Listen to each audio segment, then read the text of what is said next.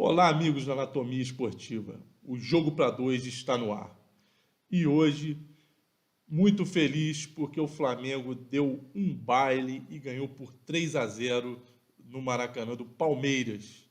Também estou muito feliz porque o meu amigo Pascoal esteve lá em loco para presenciar essa grande vitória do Flamengo. Pascoal, Você quer exatamente que eu comece por onde?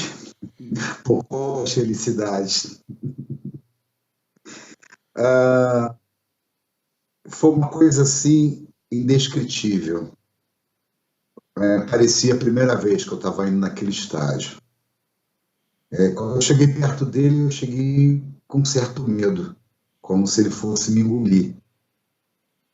E eu lembrei, não a primeira vez que eu fui num jogo Flamengo e Vasco, a decisão do campeonato de 1974, onde estava Andrada no gol do Vasco, Zico, Roberto Dinamite, todo mundo muito novo. Eu era um garoto. Mas eu lembrei a primeira vez que eu subi aquela rampa, Bruno, sozinho. Na verdade, um dia eu fugi de casa, desculpa, dona Jandira, para ver uma despedida de papai, para ver a chegada de Papai Noel. Não porque eu acreditava em Papai Noel, e pela festa, né? Que era uma grande festa a chegada de Papai Noel no Maracanã. Era impressionante quando aquele helicóptero vermelho do Corpo de Bombeiro baixava. E eu digo para você, quando eu cheguei perto dele, eu que voltei para o Rio de Janeiro há pouco tempo, e passei várias vezes na frente dele, e eu fiquei com receio, né? Fiquei com receio da emoção, fiquei com receio que ele fosse me engolir, aquele monstro de concreto. Mas ao mesmo tempo eu olhava tanta camisa do Flamengo, aquele cheiro de churrasco, aquele vendedor de cerveja, guarda municipal, bope, cambista, grito de língua, estátua do Bellini, e a menina da catraca falando: a sua entrada é por ali, senhor. Ainda fiquei meio enrolado com as placas. Mas quando eu passei na catraca, que ela deu o meu ingresso e que eu coloquei o pé ali dentro, eu voltei. E até chegar lá em cima, que eu fui de superior, eu revi, eu muito menino, muito criança, vendo várias vezes, indo várias vezes ao jogo do Flamengo, e foi muita emoção, foi realmente muito emotivo para mim, eu retornar à minha casa e olhava como uma pessoa espartada, né? O que mudou? Eu olhava as pastilhas, olhava os bares completamente diferentes, que antes o bar você entrava no bar, hoje você é atendido do lado de fora, exatamente ali no lobby, ali no hall das arquibancadas, vamos chamar assim. E, e aí eu ainda demorei bastante, Bruno. Eu sei que a gente precisa falar do jogo, mas já que você falou da felicidade, né? E é interessante para as pessoas que vão a primeira vez ao Maracanã. E aí veio o grande impacto para mim. Foi quando eu cheguei e vi o Manto Verde. Eu parei, eu olhei, e aí eu fiquei uns 40 segundos olhando para cada canto, assim. Aí eu olhava e falava assim: nossa, a raça rubro-negra ficava ali, eu sentava ali. O pessoal de Niterói, Ricardinho, Meio Quilo, Ricardo Pagé, Joãozinho, que Deus o tenha no reino da glória. A gente sentava lá em cima, e eu estou ao contrário, eu estou do lado de cá. Teve horas que eu me senti um verdadeiro adversário, um torcedor adversário. Por incrível que pareça, de tantos jogos que eu vi no Maracanã, eu nunca tinha visto daquele lado. E foi uma experiência muito bacana para a gente que conversa sobre jogos aqui, para as pessoas que escutam a gente. Para mim foi uma experiência muito legal porque eu consegui ver o jogo focado no jogo, vendo absolutamente todos os lances. Cantei a pedra do gol. A menina que estava do meu lado até riu, o namorado dela riu bastante, que eu apontava como se eu fosse o Jorge Jesus cantando as jogadas, como eu faço aqui em frente à televisão. Eu acabei fazendo lá no estádio também. E foi assim uma experiência, o meu retorno foi uma experiência assim, muito positiva, porque eu vi os mesmos rostos, as mesmas pessoas, o mesmo jeito de torcer. Eu saí do Maracanã hoje com a mesma sensação de que tudo aquilo que se falou, que o Maracanã perdeu a sua magia, que o Maracanã mudou o seu público, eu saio de lá convencido pelo jogo de hoje, eu preciso voltar mais vezes, de que é uma grandíssima de uma mentira. As mesmas pessoas estavam lá de chinelo, de tênis rasgado, aquele cara bêbado na arquibancada. E, mano, você sabe em que momento eu senti que eu voltei realmente ao Maracanã? Porque eu fiquei exatamente numa entrada da arquibancada, porque eu tenho o vício do cigarro, que eu não condeno, e para não incomodar as pessoas, para eu sair ali rapidamente para fumar. Eu não consegui sair para fumar, eu fiquei o tempo todo sem fumar. E eu fiquei em pé, obviamente, gosto de assistir jogo em pé.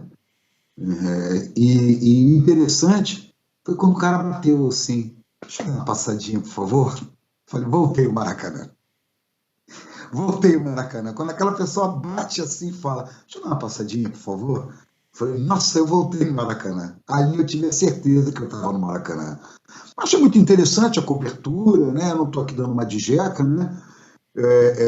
De ficar olhando assim, né?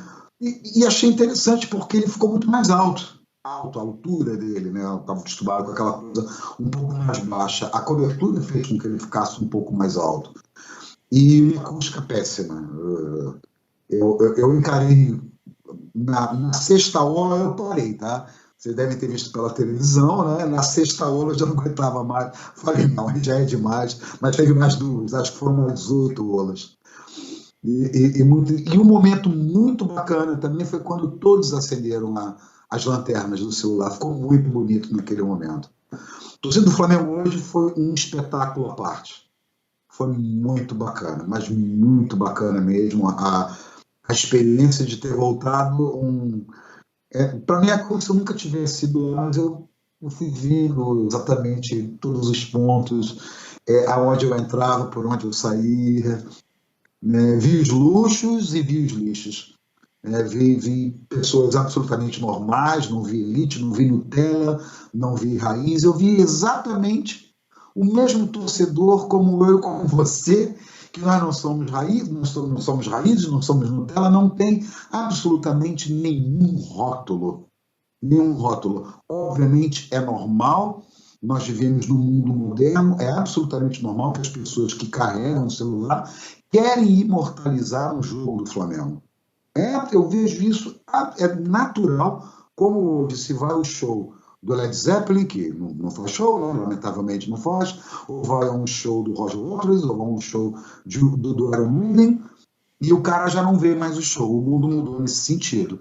O cara pega o celular dele e fica filmando o show, quando está no Rock in Rio, ou quando está no Lollapalooza, por exemplo. Entendeu? Então não há a menor diferença daquele torcedor que vai ali imortalizar aquele momento.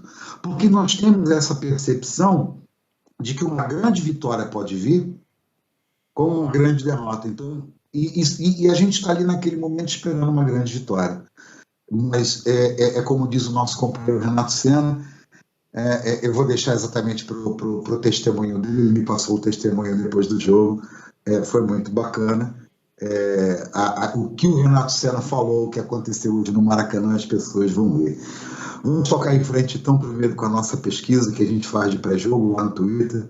Mas foi muito bacana, cara. E você tem uma grande parcela nessa minha volta ao Maracanã. Porque você é um dos meus maiores incentivadores para que eu veja o Flamengo dessa forma diferente que eu gosto de ver. E hoje eu não queria estar com a camisa do Flamengo lá. Eu pensei muitas vezes, antes de sair de casa, que eu estava com muita vontade de ir com essa camisa aqui. Então você está numa parte, eu tive muita vontade de levá-la, inclusive. Você é parte dessa minha nova experiência nesse novo Maracanã. Eu saí daquele estádio com a certeza absoluta que muito exagero foi cometido, exagero governamental. Eu sei que o programa não é para isso, eu não vou me estender no que eu estou falando. Exagero governamental, exagero nas críticas, que as pessoas falam que aquele estádio mudou. Não mudou. não mudou, não é um estádio europeu. O vendedor de churrasquinho continua fora, Bruno. O vendedor de boné sem vergonha continua fora, Bruno. As mesmas pessoas estão lá, entendeu? Como vocês vão ver no Fala Galera, em que eu peguei depoimento das pessoas lá do Maracanã, é o cara de Santíssimo, é o cara de Campo dos Goitacazes, é o cara de Irajá, e um cara do Mato Grosso que foi a primeira vez no Maracanã e não sabia. E fiquei muito feliz com o depoimento dele, que vocês vão ouvir depois aí no Fala Galera. Vamos falar então do jogo, porque senão vocês vão ter que escrever um livro sobre essa minha volta no Maracanã. Só queria deixar um recado aqui para um cara chamado Alan Garcia, que ficou a tarde toda me chamando de pé frio. Disse até que convocou uma amiga para contrabalancear meus 2 pés frios. Não só ele. Tem um tal de Bertozini também, que está na minha lista negra, dizendo para eu calçar 3 meias.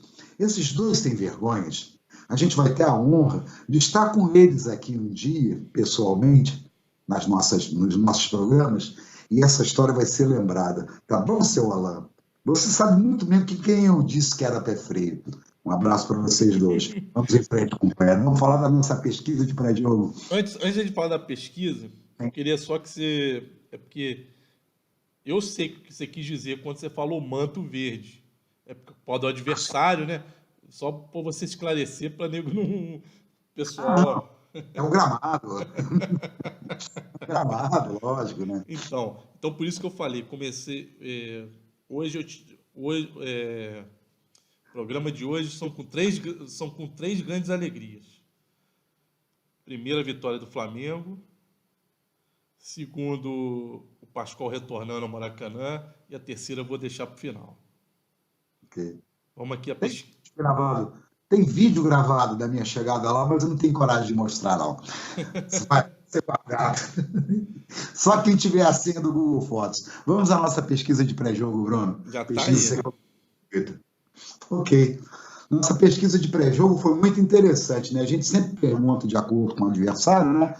Se a partida vai ser fácil, se ela vai ser equilibrada ou se ela vai ser difícil. E o pessoal com certo receio, né, Bruno? Eu notei que dessa vez os nossos amigos do Twitter, eles estavam com um pouco de receio, né? Colocando quase 50% das respostas, né, como um jogo equilibrado. Diferentemente da última partida, né, em que eu tracei uma linha mostrando que a gente teve um pouco de jogo fácil, um pouco de jogo equilibrado e um pouco de jogo difícil, não teve jeito. Estou colocando uma seta vermelha enorme. Porque, olha, eu acho que ninguém esperava essa facilidade que o Flamengo teve. Olhando, eu via as linhas de defesa do Palmeiras muito bem definidas.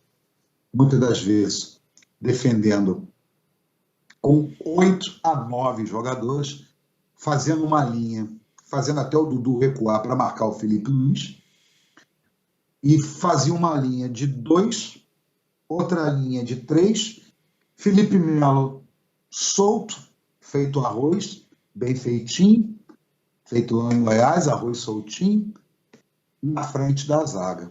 Felipe Melo jogando a cavaleiro, Bruno Henrique, do Palmeiras, na função de marcação pelo meio. E uma coisa interessante, depois que eles fizeram aquele gol, que na hora, pela posição que eu estava, eu fiquei muito em dúvida se estava impedido. Eu apontei a jogada e falei, olha o buraco, porque lá a gente vê a jogada antes, a gente não vê a bola. Eu gritei, olha o buraco, e me arrependi de ter gritado, olha o buraco.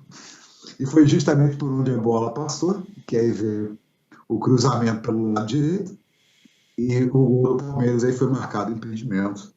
A partir dali acabou o Palmeiras. Só teve aquilo, Bruno. Sim. Bruno, eu nunca vi uma partida tão fácil. Aí muita gente vai falar assim, o Flamengo tornou a partida fácil. É verdade? É possível?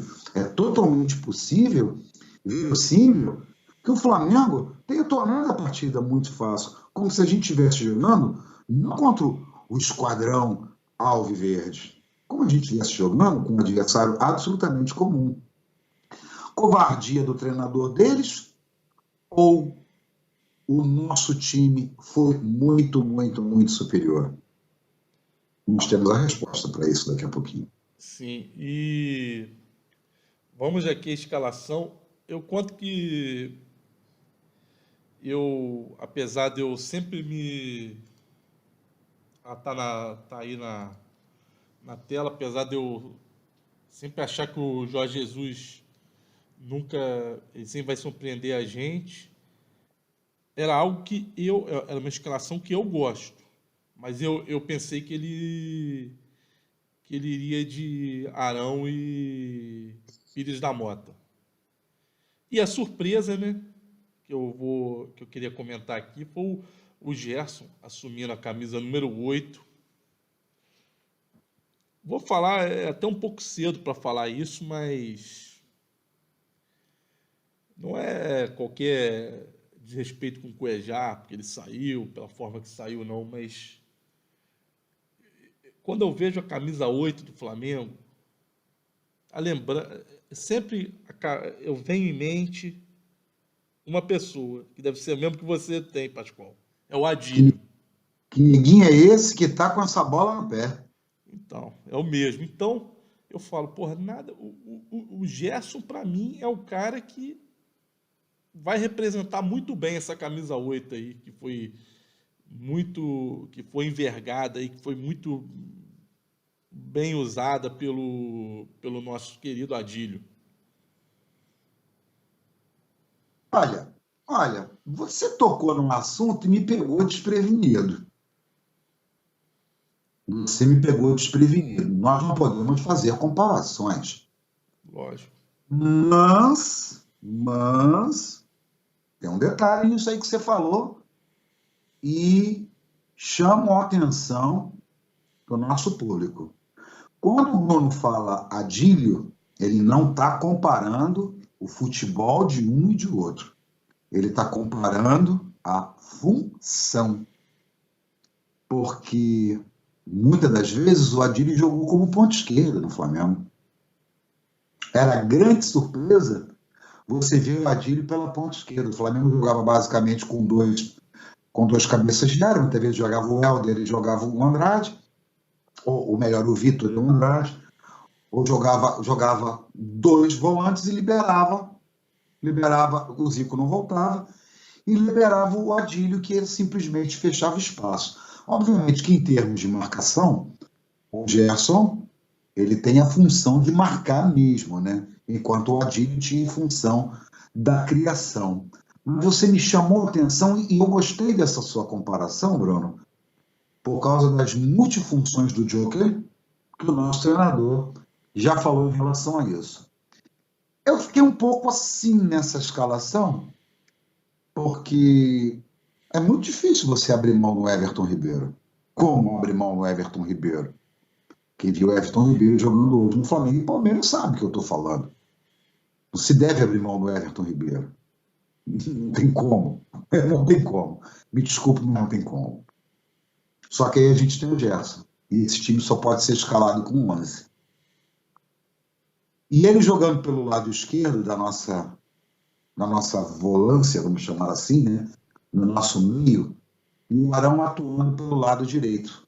Havia algumas inversões, às vezes o Arão ia pelo lado esquerdo, e às vezes ele ficava pelo lado direito. Mas os dois, absolutamente, no primeiro tempo, principalmente, fixos na função de marcação, redistribuição da jogada. Não só fechavam espaço, como o combate pelo meio era de responsabilidade de Gerson e de Arão, que cumpriram muito bem a sua função, por sinal. Fala. Bem, não, você foi perfeito aí. Eu Eu não gostei. gosto. Eu não gosto, porque a gente se acostumou a ver o Gerson ali na frente. Muito bem, por sinal. Não, mas eu achei que o Gerson foi muito bem hoje. Ele foi. O jogo. É o segundo jogo que ele joga nessa função. Sim. Pode ser o terceiro, se você considerar que ele foi recuado ali contra o Ceará em determinado período que ele jogou mais preso. Sim. Se a gente considerar que é o terceiro, para mim, eu vou falar que hoje foi o melhor dos três. Ele foi muito bem na defesa, ele aparecia ali com bem Dava no opção. ataque, estava dando opção. Para mim, nessa função, foi o melhor jogo dele nessa função.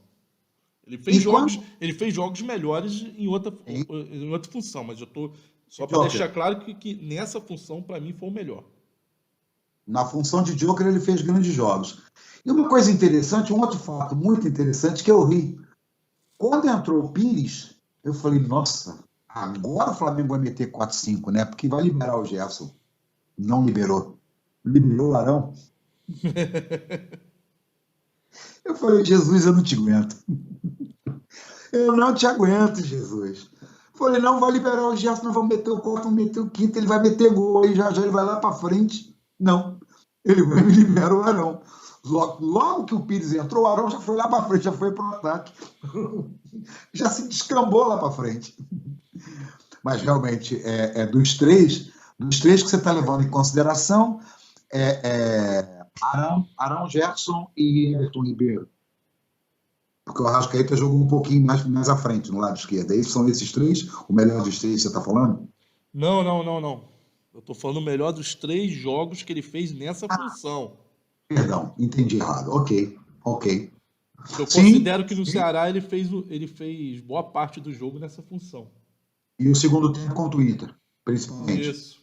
Bola no Gerson, bola no Gerson, bola no Gerson. Sem dúvida, Então, sem dúvida. aí eu falei, como segundo homem de meio campo, né? Que foi para a função que ele foi contratado, na verdade. Exatamente. Vamos olhar. O pensador, como diz o Mister, né? Ele gosta de falar dessa função como pensador. Mas antes do Mister tinha um cara que falava sobre isso também. Tinha. Ele até falava que era quem fazia essa função de pensador era o Diego Ribas, né? Que ele estava falando. Não, mas tem um cara que você conhece ele, que falava que o grande problema que o Arão, ao ser recuado para volante, seria o pensador da jogada. E esse cara até usava o jogo de basquete como exemplo. Jogada 4, jogada 3. Tem um cara que falava isso antes dele falar no pensador. Tem um cara que falava isso por aí. Depois a gente fala o nome desse cara. Vamos ver como é que o Flamengo jogou distribuído em campo, o jogo do Flamengo um pouquinho. Mostra o mapa do jogo aí para rapaziada. Já tá o mapa de calor aí. Mapa de calore, mapa de calore. O jogo do Flamengo bastante concentrado no meio, chegando ao Gerson trabalhando aí, ó. Ao Arão trabalhando. Olha esse jogo no meio. Bem concentrado no meio, por quê? Porque. E detalhe, eu toda hora lá falava, Felipe Luiz livre, Felipe Luiz livre. Dudu não é marcador, Dudu não é marcador. Marco Rocha jogando mais centralizado para dar um apoio a Felipe Luiz. Ele adiantou o Bruno Henrique para segurar, ele achando que o Arrascaeta ia começar a jogada. Quem começava a jogada era o senhor Everton Ribeiro, que pegava a bola ou do Arão ou do Gerson, ou se aproximava do Rafinha e não ia para o meio. Abria corredor pelo lado direito. Teve uma hora no primeiro tempo que o Everton Ribeiro abriu os braços para o Gabriel. O Gabriel depois falou assim, pô, desculpa, não deveria ter passado a bola realmente para você. Ele abriu o corredor, ele ficava ali. Né? Rafinha subiu menos que deveria subir e o jogo pelo lado direito do Flamengo fluiu, mas um jogo absolutamente pelo meio. E esse meio que você está vendo muito vermelho, ou seja, essa presença no meio de campo do Flamengo, se deve exatamente a Arão, a Gerson e a Everton Ribeiro. A Arrascaeta mais jogando pelo lado esquerdo. E o Henrique um pouco mais centralizado. E quando o Everton vinha para o meio, Bruno Henrique caía para a direita. Por onde saiu o cruzamento do segundo gol? Pela direita. Ele pegou ali ele pegou no meio a bola e foi conduzindo pela direita ali, foi usando a velocidade dele e deu aquele cruzamento que parece que foi com a mão, né? Também vamos destacar a liberdade que ele teve, né? Porque só foi chegar ao marcador depois que ele tinha cruzado. Não, porque ele botou a bola na velocidade. Você vê nitidamente a passada que ele dá quase que no alto. Ele quase que voou, E dando as ele quase que passa da bola, tem uma hora lá. tamanha velocidade. Pela direita, e o Everton Ribeiro, justamente quando puxou a marcação, quando o Everton Ribeiro veio para o meio, o que o treinador do outro time lá falou? Pega o Everton, abriu o corredor. Abriu o corredor, ele levou para lá. E foi a segunda jogada dele que ele tinha feito cruzando pela direita. Sim. Ele tinha cruzado antes também pela direita, lá no segundo pau, e o Arrascaeta não tinha conseguido chegar na bola. E aí nós tivemos 2 homens de área, quando ele caía pela direita. Arrascaeta pela esquerda e o Gabriel pela direita. Realmente, o Jorge Jesus conhece um pouco desse negócio chamado tática de futebol. Bruno, eu vi o Flamengo jogando com vários modelos de jogo ao mesmo tempo. Eu vi Flamengo no 4-3-3, eu vi Flamengo no 4-4-2. O Flamengo, só não vi o Flamengo naquele modelo de jogo inicial do Jorge Jesus, que era aquele cabeça de área fixo, volante fixo, o famoso 4-1-3-2. Jorge Jesus está abandonando as suas convicções. Ele está mudando de acordo com o adversário. O próprio Jorge Jesus falou na coletiva após o jogo que esse foi o melhor jogo do Flamengo após a chegada dele. Taticamente falando, né? Isso. Acredito que sim. Vamos em frente. Aí está o posicionamento dos gols, né? Voltamos a ter aquele problema de novo, já a gente vai falar, né? Vamos à frente, tio Bruno. Aí já está no ar aí o comparativo com as outras partidas. Fazendo uma comparação, eu mantive o jogo do Internacional, apesar de ser um jogo absolutamente diferente que Libertadores da América. Nós já chegamos à conclusão que é um jogo diferente, mas eu mantive, por quê? Porque são 2 adversários fortes. Né? Palmeiras, teoricamente, o Palmeiras seria um adversário forte. A gente não esperava essa facilidade. E se o Flamengo aperta mais um pouquinho, o Flamengo ia meter mais gol. Sim. Então você vê que a gente sai para 60% de posse. Pela primeira vez você está vendo todas as setinhas em verde. Você nunca tinha visto todas essas setinhas em verde. Não. E hoje o Flamengo, tão bom foi o jogo do Flamengo, que o Flamengo conseguiu colocar todas as setinhas em verde. Ou seja, nós subimos a posse de bola. Olha a quantidade de passes trocados. 586 passes certos, Bruno. O Palmeiras trocou 200 e poucos passes. O maior número de passes em todas as partidas que nós analisamos até então. Nunca o Flamengo trocou tanto passe. Nunca. Eu posso trazer outro dado, Pascoal? Oi? Posso trazer outro dado? Você está vendo os números de passe errado do Flamengo? 31, estou olhando, lógico.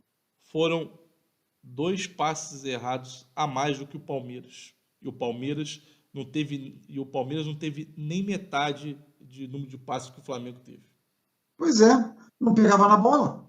Não para você ver. E o Flamengo só teve 2 passes a mais errados que ele. Exato. Nossas finalizações nós invertemos, nós tivemos 4 finalizações para 7 finalizações erradas. Nós tivemos agora 2 cruzamentos certos, por motivos óbvios, e 10 errados. Mas nós mantemos a média lá, 16, 12, 13, 14, 16, a não ser contra o Grêmio, que nós tivemos 27 cruzamentos. É um ponto fora da curva.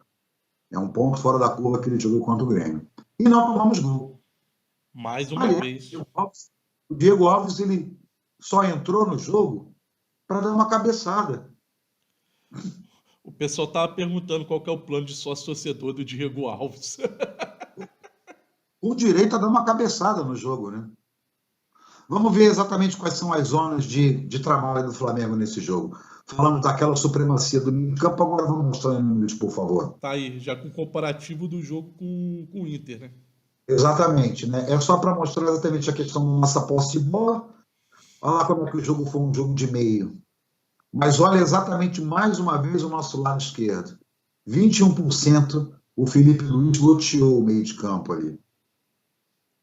O maior número do meio de campo é o Felipe Luiz, recebendo a bola, partindo. Começou um pouco diferente, depois ele melhorou. Ele viu qual era do Dudu, jogador inteligente, maturidade, experiência, deu no que deu. 21% Felipe Luiz, basicamente. Grande partida do Felipe Luiz. Partidaço.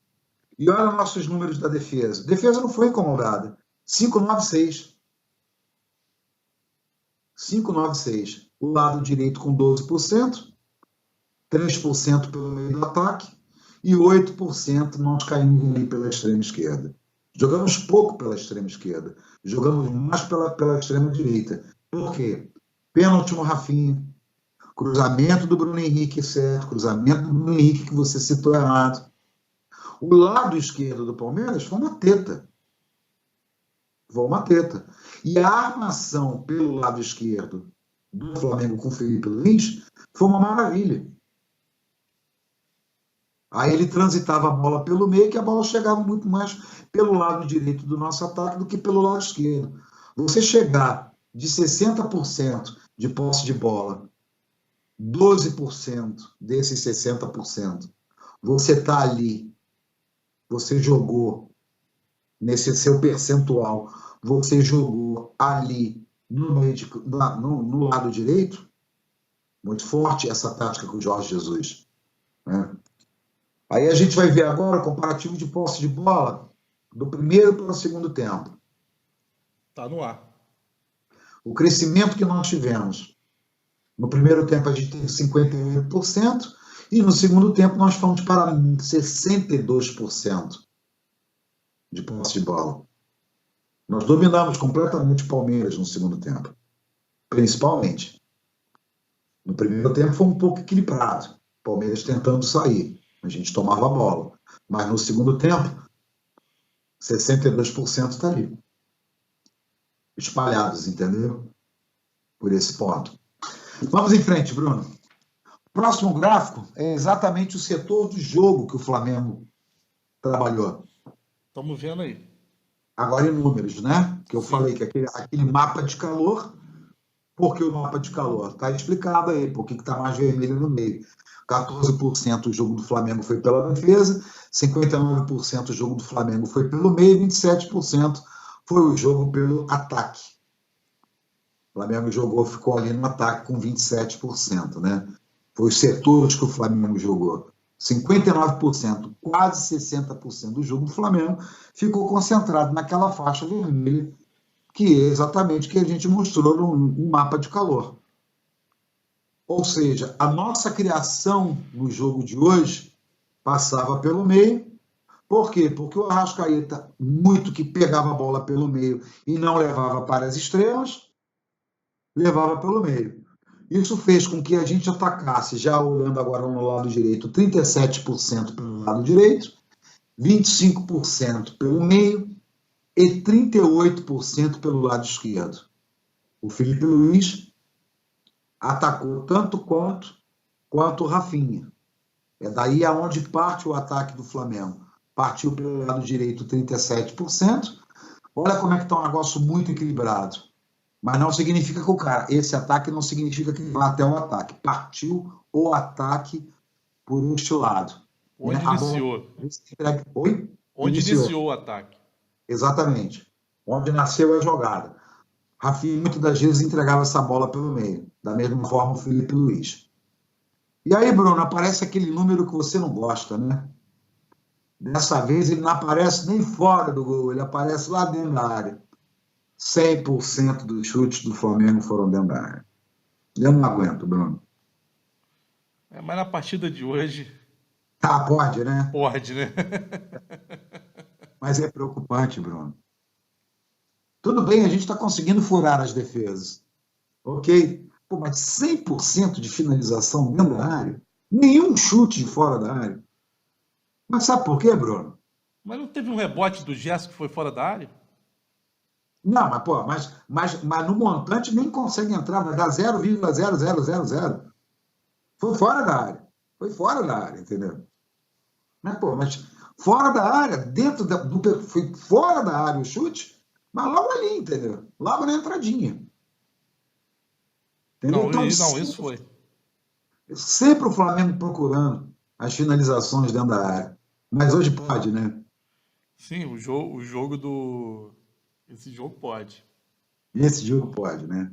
Tá certo. Bom, em próximo, então, agora, Bruno, vamos falar do craque da partida, outra pesquisa nossa, da nossa audiência lá no Twitter, principalmente. Temos aí o craque da partida. Esse craque da partida é o craque da galera, né? Que a galera elegeu, né? É o craque que a galera escolhe. Aí, né? 4% para o Bruno Henrique. Só, gente, 4%. Achei tão pouco. Também achei. 13% para o Gabriel é o gesto que ele faz, né? O gesto do homem mais forte do mundo, né? Não jogou mal. Não jogou mal, não, hein? Tem um detalhe aí nesses 13%, hein? Eu, sinceramente, aquela seta mediana que fica lá no jogo fácil, jogo difícil, ela deveria estar aqui.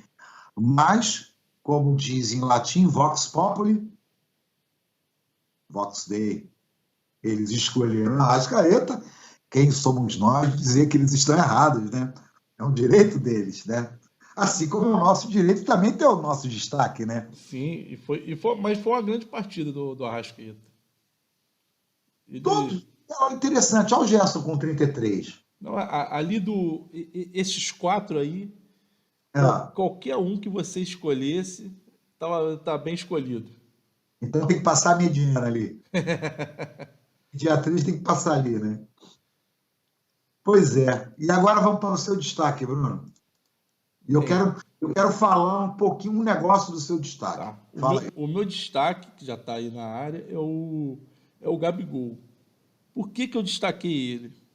Porque você vê que o primeiro lance do gol do jogo passado, o pessoal cobrou que ele fizesse a finalização como ele fez no primeiro gol. Ele pegou e justamente quando ele teve a oportunidade, ele mostrou que ele aprendeu com o erro dele. Ele foi lá e deu aquela cavadinha ali que matou o goleiro do Palmeiras e trouxe alegria para a nação rubro-negra. Pode falar, Pascoal. Tem um grande detalhe. Qual é a posição do Gabriel? Ele é o cara que tem... Foi palavras, eu acho que ele próprio falou. Ele falou que ele tem liberdade para jogar ali do meio para frente, em qualquer lugar. E o que é que os pontos vermelhos estão te mostrando? Justamente isso. Absurdo, né? Não é? Ele vem pegar a bola até ali, às vezes ele até inicia a jogada ali, pega a bola do zagueiro, do cabeça de área para iniciar a jogada. Você já matou a charada que cada ponto vermelho desse aí é onde ele tocou na bola, né? Sim. Mas ele não é centroavante? Ele é homem de frente. Pelo que eu estou vendo ali, ele é homem de frente, de meio, de ponta e até de defesa. Você lembra do multi-homem? Dos Quatro Fantásticos? Esse. Lembro. Com Mzinho não era os Quatro Fantásticos. Não, é outro nome. Os Incríveis. Desenho? Os Incríveis. Os Impossíveis. Os Impossíveis. Discutir desenho animado comigo é meio complicado, hein? Tem que vir fundamentado, hein? Não, eu lembrava que começava com I. Tem que vir fundamentado, porque eu tive infância, graças a Deus, né? Eu vi esse desenho também. Maracanã, desenho animado, eu tive infância. Porque, para te dar uma ideia, na Corrida Maluca, Cabana, Pai Tomás, Cupê Mal Assombrado, Peter Perfeito, Penélope Charmosa, o Barão, Dick Vigarista, Rufus o Lenhador, Irmãos Rocha, já falei? Não. Irmãos Rocha, o Tanque do Sargento, Cupê Mal Assombrado, já falei que era aquele carro que tinha um dragão. Não faltou nenhum na Corrida Maluca. Dick Vigarista, o Professor. O professor, o gênio que andava naquele carro. E tinha aquele que o Dick Vigarista ele se transformava num galã, lembra? Lembra desse? Aí o Muttley, que era o Muttley, em vez de ser cachorro, ele era um gato. Você não lembra disso, não? Não, esse desenho já é da sua época, é de Não, Xuxa. não. É a Corrida Maluca. Era um disfarce que ele tinha. Não. Procura. A Corrida Maluca eram esses, entendeu? Cabana do Pai Tomás, Rufus, o Lenhador. Procura que você vai ver esse. Mas o desenho era Coil, o Homem Mola, o Multi-Homem e o Homem Fluido. Coil, o Homem Mola. E aí exatamente é o nosso Gabriel, é o Coil, o Homem Mola, ou o Multi-Homem, porque ele teve em todas as partes do campo. É legal porque a gente está falando da infância aqui, né? Falando de desenho animado, essa coisa, isso tudo por causa da... Começa na história da minha volta ao Maracanã. Destaque do tio Grisa. Essa aí eu surpreendi muita gente. Até a mim. Olha isso. Dizem por aí que uma imagem fala mais do que 1000 palavras.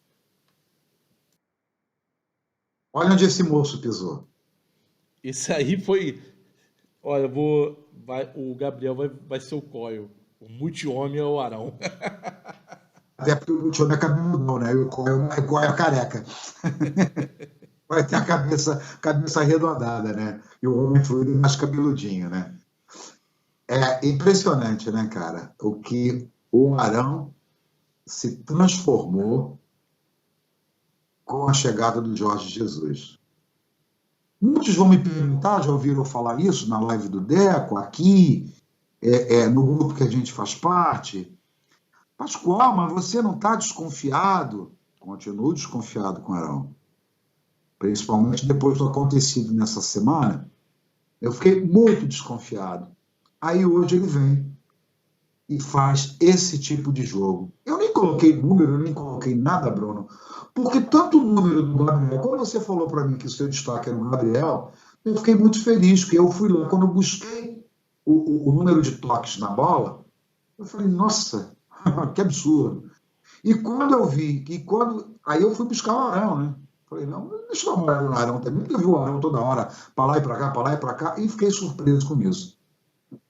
Direita, esquerda, baixando. E olha lá ele pisando na área, Bruno. Olha lá na cabeça, lá na meia-lua. Aquela jogada que eu falei que ele foi para frente, ó. Muito desse à frente dele aí, da intermediária do Palmeiras para frente, depois da entrada do Pires. Aí que ele se liberou mesmo. No entanto, ele estava jogando lá pelo lado direito. Muito concentrado ali no meio. Esse é o Arão. Bem, Bruno. Muito legal, né? Vamos pro Fala Galera? E aí, quando a gente pega e mostra a evolução do jogador, isso traz uma certa felicidade. Porque você, por exemplo, você e outras pessoas, a gente sempre teceu críticas ao Arão, mas pelo menos eu achava e acho, e tenho certeza, melhor dizendo, que o Arão, uma hora poderia ser útil a esse time. Brincava com ele na live do Deco. Senhor Williams, hoje é o William, não, com toda certeza. Como você disse, né, Pascoal? Como você diz, né? Futebol não é reality show, né? Futebol não é reality show. Você não escolhe um mocinho para torcer até o final e um vilão para torcer contra até o final. Exato. Você vê aí que o Arão deu a volta por cima. Esse sim é o milagre de Jesus. Esse é o milagre de Jesus, é o meu destaque do jogo. Vamos dar uma ouvida agora na galera, Bruno. Vamos ver o que o povo lá do Maracanã e de outros lugares falou com a gente. Fala, galera. Como é teu nome? Vitor. Você é da onde, Vitor? Moro em Irajá. Irajá, Vitor. O que você está achando desse primeiro tempo do Flamengo? Sensacional. Achava que era assim? Viu que o Filipão armou uma retranca segurando o Bruno Henrique e o Marcos Rocha e o Flamengo conseguiu furar essa retranca? Conseguiu. Legal. O gol foi sensacional agora no segundo gol do Arrascaeta. O Bruno Henrique deu aquela arrancada ali, conseguiu cruzar. Você tá confiante que o nosso time chega? Chega, vai chegar sim, com certeza. Legal, Vitor. Obrigado aí pelo teu depoimento. Qual é o seu nome? É Jeremias. Mora onde? Eu moro em Santíssimo. Santíssimo, no Rio de Janeiro. Rio de Janeiro. O que você achou do jogo? O Flamengo está jogando de uma forma muito... Uma das melhores partidas do Flamengo, tirando aquela do Internacional, da Libertadores, do Campeonato Brasileiro, a melhor partida do Flamengo. Excepcional. Tá confiante pro título? Com certeza, com certeza. O Flamengo vai dar Liverpool lá no Mundial. Tá tudo caminhando para dar Flamengo e Liverpool de novo. Muito obrigado. Como é seu nome? Pedro Henrique. É da onde, Pedro Henrique? Sou de Campo Grande, Mato Grosso do Sul. Primeira vez no Maracanã? Primeira vez no Maracanã. Rapaz, você é pé quente, hein? 3-0 com mérito pro Flamengo. Pedro Henrique, você já, primeira vez, pretende voltar? Com certeza. Esse aqui é o melhor lugar do mundo. Você veio especialmente pro jogo ou tá a passeio e resolveu ver o jogo? Eu vim passar um final de semana com a minha namorada e resolvi vir até o Maracanã para prestigiar o Flamengo. Legal. Pretende voltar outra vez? Com certeza, no próximo jogo. Você é pé quente, hein, Pedro Henrique? Vamos que vamos, 3-0. Obrigado. Como é seu nome? Rubens. Mora onde, Rubens? Moro em Campos, sou de Campos. Campos? Opa, pertinho da onde eu tô morando, moro em Rio das Ostras. O que você achou desse jogo do Flamengo, Rubens? Jogo maravilhoso, a equipe conseguiu fazer um jogo bom, toque de bola, envolveu o Palmeiras e massacramos o time dos caras. Como diz Gerson, executamos os caras. Isso, tá confiante pro Flamengo seguir? Claro. Esse ano a gente tem que chegar. Semifinal da Libertadores também, estamos aí de novo. Beleza, muito obrigado, Gerson. Um abraço. Boa noite, fala galera. Meu nome é Clóvis Monteiro, falo de Volta Redonda. Poxa, eu queria destacar, cara, em relação ao jogo de hoje, o tipo de cabeça de um treinador europeu. Um treinador que pensa o time ofensivo, que vai contra tudo e contra todos os treinadores e conceitos do futebol brasileiro. O Flamengo ganhando de 2-0, o time não deixou de apertar para ir para cima do Palmeiras. Se fosse um treinador, normalmente colocaria um cabeça de área, mais um volante, tiraria um atacante ou tiraria um meia ofensivo para segurar o jogo. Jorge Jesus vai na contramão, não apenas nesse jogo, mas isso já é habitual do Jorge Jesus. E é uma coisa que deixa o futebol mais bonito. Ele não tem medo de expor o time, ele não tem medo de tomar gols, porque parece que ele tem a certeza e a convicção que o time dele é fazedor de gols. Não é à toa que tem mais de 90 gols e ainda tem todo o segundo turno para terminar ainda no Campeonato Brasileiro. Teve um lance que ele colocou o Pires da Mota e eu falei assim, bom, ele vai pelo habitual, vai tirar um homem de frente, vai tirar um meio ofensivo e vai colocar o Pires da Mota. Não, ele tirou a Arrascaeta, mas o elenco do Flamengo é tão surpreendente que ele tem o Gerson, que é um monstro, para mim é um dos melhores jogadores em tão pouco tempo de Flamengo, tem a cara, o DNA do Flamengo. Ele avançou o Gerson, ele não segurou o Gerson para compor Arão, o Gerson e o Pires da Mota. Não, ele deixou o Pires da Mota no lugar do Arão, avançou o Arão e avançou o Gerson. Quer dizer, ele deu um nó tático ofensivo em cima do Filipão. Um abraço, galera, obrigado pela oportunidade. Eu espero que vocês possam compartilhar do meu pensamento aí. Vamos, Mengão, vamos ganhar a Liberta, vamos ser campeões mundiais. Aliás, qual a sensação de vir de Rio das Ostras para ver um WO no Maracanã? Bizarro o que aconteceu hoje, bizarro. Mas é isso, Pascoal. O Palmeiras não apareceu para jogar. O Palmeiras não jogou, não viu a cor da bola. WO no Maracanã, perfeito. Boa noite, Vinícius Andrade, Campo Grande, Rio de Janeiro. Sobre a partida de hoje, acho que o Flamengo deu uma aula de futebol. Foi mais do que merecido, foi necessário um placar como esse, embora o Flamengo tenha tirado o pé no segundo tempo, porque marca uma vitória do futebol bem jogado, do futebol arte, do futebol técnico, do resgate do que é o futebol brasileiro, contra o futebol que marcou seleção brasileira, que marcou diversos times, que dominou a cena nacional aí por quase 2 décadas, que é esse futebol da bola parada, da pancada, que é o futebol da marcação e do contra-ataque, que é o futebol que levou à seleção brasileira figuras nefastas como Dunga, Filipão, Mano Menezes e o atual fraseólogo Tite. Então, eu espero que o placar de hoje seja visto muito mais do que como um jogo de 3 pontos, mas com toda essa simbologia da vitória do futebol bem jogado contra o que marcou o futebol brasileiro nos últimos anos. Esse futebol horroroso de Filipão, de Mano, de Tite e seus discípulos que hoje estão na cena do futebol brasileiro. Um abraço.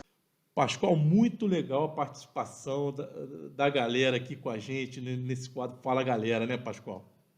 Muito bacana. Pessoas lá no Maracanã e pessoas que frequentam o mesmo grupo que nós, mandou mensagem e muito bacana esse destaque do que o Vinícius falou, ficou muito legal. Um abraço para todas as pessoas, entendeu?